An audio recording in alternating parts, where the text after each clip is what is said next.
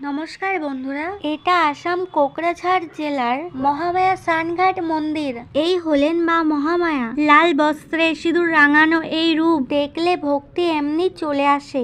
কে কে গিয়েছিলে আমাকে বলো। এই মন্দির কোকরাঝাড় শহর থেকে মাত্র 10 কিলোমিটার দূরে। ভিডিওটি ভালো লাগলে একটি শেয়ার করে সবাইকে দেখার সুযোগ করে দিন।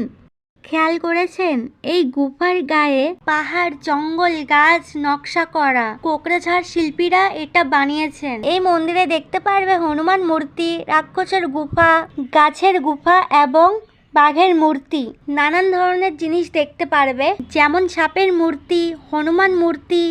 আমার ভিডিও ভালো লাগলে আমার চ্যানেলটি সাবস্ক্রাইব করে বেল আইকন বাজিয়ে দেবে। বন্ধুরা, টাটা।